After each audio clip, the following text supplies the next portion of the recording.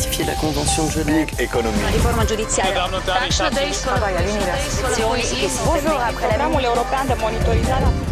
Sveiki, čia Europos naujienos, tik pas mus ES aktualijos glaustai ir originalo kalba, tad kai kurie reportažai su lietuviškais titrais, visa tai jūsų patogumui. Na, o šioje laidoje savaitės įvykiai ES trumpai, diskusija pabėgėlių turto konfiskavimo Danijoje klausimais, jauni, kvalifikuoti ir bedarbiai. Kodėl?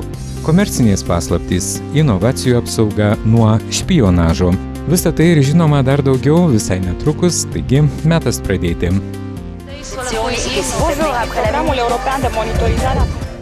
Ir pirmiausiai šios savaitės dienotvarkė trumpai. These are tough times for EU solidarity and cohesion. Britain threatening to leave the club if its people vote against membership. The Schengen Agreement on a borderless Europe also under threat from the tide of refugees. Just two of the hot topics under discussion in next week's plenary session in Strasbourg. I think we'll be getting a good deal. Has Britain's Prime Minister David Cameron secured a deal with his European compatriots on the package of reforms he's been pushing for? The outcome of tough negotiations on issues like the single market, migrant welfare rights and the depth of integration should be announced in February. On it, potentially, hangs the future of the UK in the EU. In Parliament, there'll be a debate on Wednesday on February's meeting of EU heads of state and government, at which the negotiations with the UK will be the headline topic along with migration. Talking of migration, the Schengen area, almost 4.5 million square kilometres of border-free Europe, is also under threat. With some countries reintroducing border controls to manage the flow of refugees. Some people say if Schengen is under threat, the European Union itself is also under threat. So, where is Schengen headed? MEPs will try to answer that in a debate on Tuesday. Also on Tuesday, the €3 billion package devoted to helping Turkey deal with gigantic flows of Syrian refugees and stop them travelling onto Europe will come under scrutiny during a debate. I work, therefore I am. But what if I don't declare the work I do? Does it follow from a purely philosophical point of view that I work, therefore I am not? It's a conundrum too far for the EU. Which is seeking to create a platform to help member states fight undeclared work. A way, they say, to boost the formal job market and combat bogus self-employment and tax evasion. Parliament will debate the issue on Tuesday. And now for some other news in brief. On Tuesday, the President of Estonia, Thomas Hendrik Ilves, will be making a keynote address, with the President of Nigeria, Muhammadu Buhari, elected last year, taking the platform the following day. On Wednesday, MEPs will debate ending sexual harassment of women in public places. This follows the New Year sexual assaults in Germany. Also on Tuesday, MEPs will vote on a planned trade pact with 22 countries designed to build trade in banking, telecoms and health. This is the Trade and Services Agreement, or TISA. Finally, MEPs will have the chance to demonstrate their determination to reduce the harmful effects of diesel emissions in Europe. Following the VW emissions fixing scandal last year, they'll vote on a proposal to veto European Commission plans to raise the limits for nitrogen oxides by more than 100%, arguing the rise would undermine the enforcement of existing EU standards. The vote will take place on Wednesday. That's it from a packed and varied agenda. Enjoy the week. Tęsime laidą diskusiją pabėgėlių turto konfiskavimo Danijoje klausimais. Šios šalies ministrai piliečių laisvių komitete gynė siūlomą teisės aktą, kuris priverstų pabėgėlius mokėti už savo pragyvenimą. En asylansøger, der kommer til Danmark, får som nævnt nødvendig hjælp og støtte, mens de har deres asylsag under behandling, efterfølgende, hvis de får ophold som flygtning i Danmark. Men medbringer asylansøger tilstrækkelige midler, så må asylansøgeren selv dække udgifterne til kost og logi.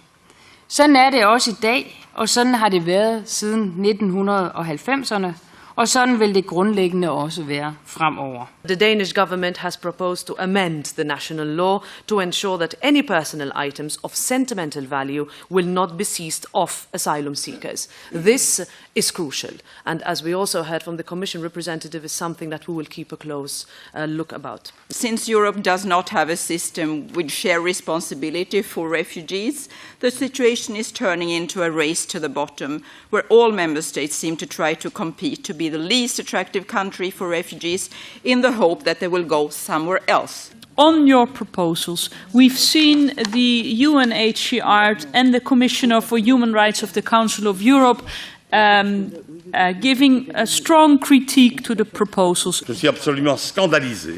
J'ai entendu les réponses des ministres.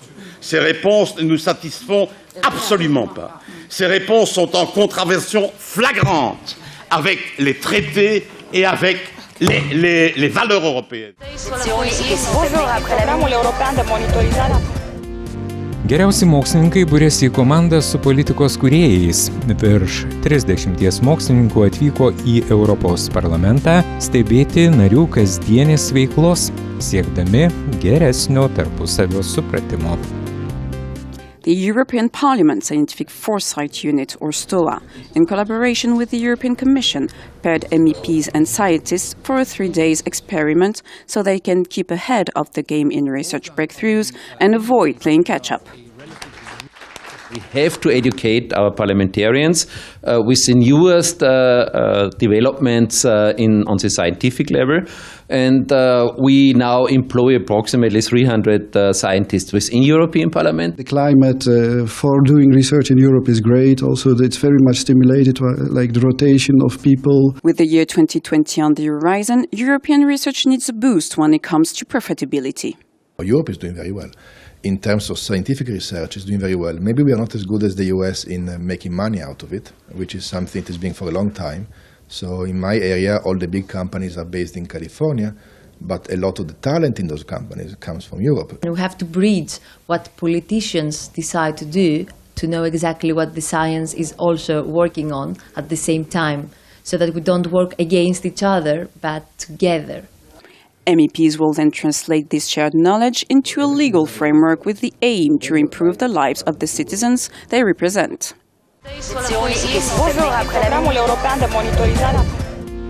Jauni, kvalifikuoti ir bedarbiai. Parlamentas aktyvina diskusiją užimtumo klausimais ir spaudžia Europos komisiją pasiūlyti konkretų teisės aktą.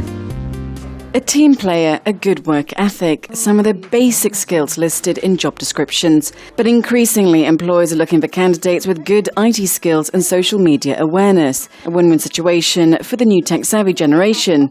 But with 21% of young Europeans without a job, it would seem that they are hard to place in the market. Z jednej strony pracodawcy oczekują od młodych pracowników często dużej komunikatywności. Ale z drugiej strony tym młodym ludziom często w sposób nieudolny komunikowane są potrzeby, które dotyczą ich zatrudnienia. 7 million people aged between 15 to 24 years old aren't just unemployed, they're not in training or education. MEPs want to focus on real partnership with SMEs. Disadvantaged groups like those with disability or from lower income families would be given social skills training. For some people with particular disadvantages, there is a need for additional support. It's clear that many member states are neglecting in their duty to actually make sure that that works and that people have an equal and fair opportunity on the labour market. But this attempt to reinvigorate the jobs debate depends on whether the EU Commission will now act to provide concrete legislation to help the lost generation.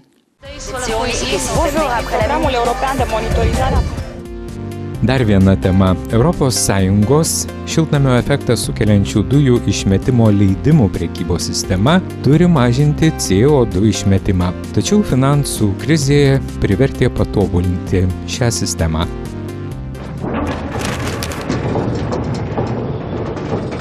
How to limit greenhouse gas emissions. One simple idea is to make the polluters pay and reward those industries that reduce their CO2 emissions. But how?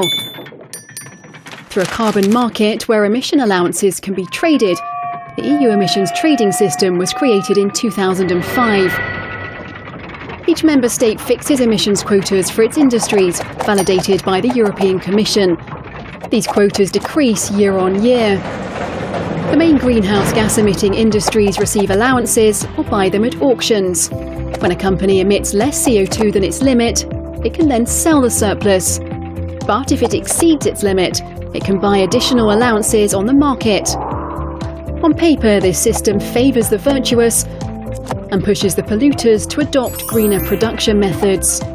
But with the economic and financial crisis, the price of a tonne of CO2 crashed. This price should exceed €25 in order to encourage companies and countries to act. To counteract this perverse effect, the European Parliament voted in favour of temporarily withdrawing 900 million tonnes of CO2 from the market in 2013 to 2015.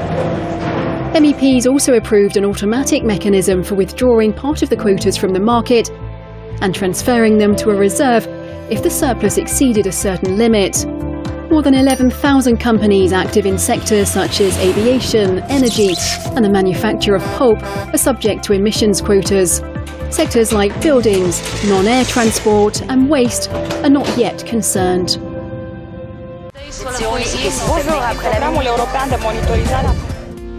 Metas bene labiausiai intriguojančiai šios laidos temai apie komercinės paslaptys. Jūsų dėmesio interviu su Europos parlamento nare Constance Le Grip iš Prancūzijos, kuri viliasi, jog nauja direktyva apsaugos verslo ir universitetų pažangėją patirtį ir padės apsaugoti demaskuotojus.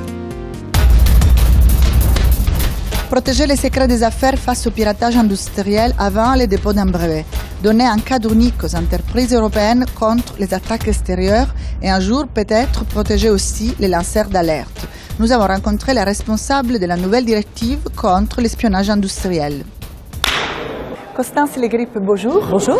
Alors, vous êtes la rapporteuse de cette nouvelle directive qui verra probablement le jour. Après une longue négociation, c'était vraiment difficile de mettre toutes les parties ensemble avec le gouvernement. Ce qui me frappe quand je commence à lire les premiers articles, c'est que d'abord, il y a une longue liste d'exceptions. Alors, ma première question, c'est cette directive sur les secrets d'affaires. Ça concerne qui? C'est une directive qui a pour objet de protéger l'innovation et la création en Europe.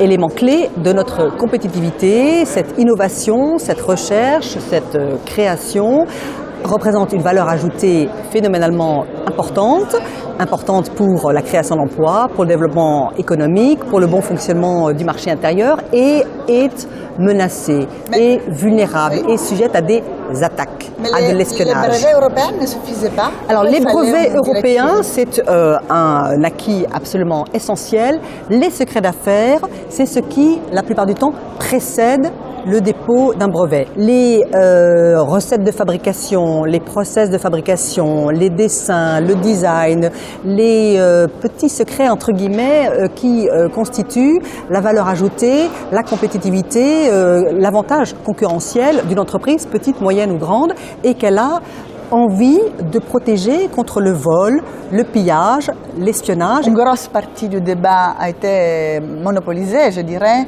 par les fameux lanceurs d'alerte, les gens qui dévoilent de l'intérieur des secrets d'affaires, mais qui impliquent des crimes, fraude ou crimes pénals. Avant, ils devaient faire partie de la directive. Maintenant, ils sont exclus. Vous les confirmez? Les journalistes, toutes celles et tous ceux qui exercent le métier de journaliste, qui exercent la liberté d'information au nom du respect des valeurs et libertés fondamentales reconnues par la Charte européenne des droits fondamentaux, que sont la liberté d'opinion, la liberté d'expression, la liberté d'information, le pluralisme des médias. Les journalistes sont exclus du champ de compétence de la directive.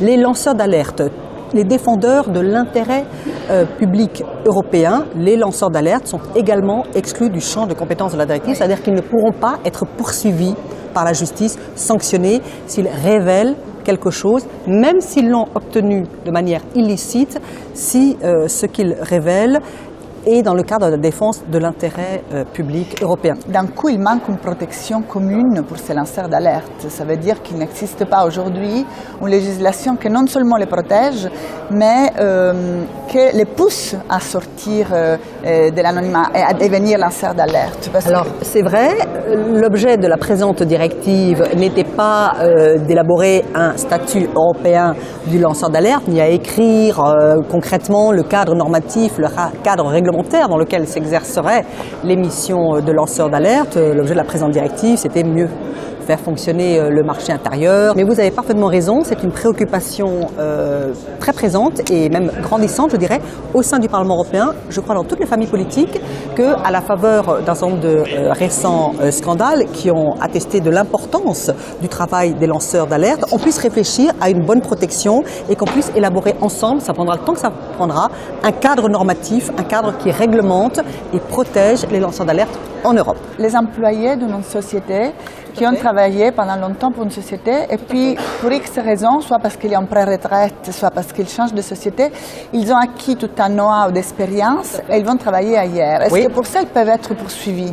Non, nous avons souhaité inscrire cette ardente obligation de respecter et d'assurer un plein et entier exercice de la mobilité professionnelle. Il y a de l'espionnage industriel, de l'espionnage économique grandissant en Europe comme dans les autres zones du monde. Nous savons qu'aussi bien à l'intérieur du territoire de l'Union, mais aussi à l'extérieur du territoire de l'Union, la compétition est guerrière, la compétition est meurtrière et qu'il y a des cas d'espionnage industriel, de l'appropriation illicite, illégale, des comportements de concurrence extraordinairement malhonnêtes, dévoyés, malveillants, qui vont grandissant. Il est important de pouvoir, pour l'ensemble du territoire de l'Union, avoir un socle juridique commun en matière de définition et de protection de ces savoir-faire professionnels, de ce know-how européen, pour créer un socle de confiance, pour que les échanges entre entreprises à l'intérieur de l'Europe, que les échanges entre entreprises et universités, entre entreprises et labos de recherche, entre entreprises et fournisseurs et sous-traitants se déroulent dans un climat de confiance. Constance Legri, merci beaucoup. Merci à vous, vraiment. Tiek šiandien. Ačiū už draugę praleistą laiką. Europos naujienos laida, kurią rengiame draugę su Europarl TV, jūsų lauks ir kitą savaitę. Tad iki naujų susitikimų. Ratifier la Convention de Genève. Économique. Riforma giudiziaria. Bonjour, après la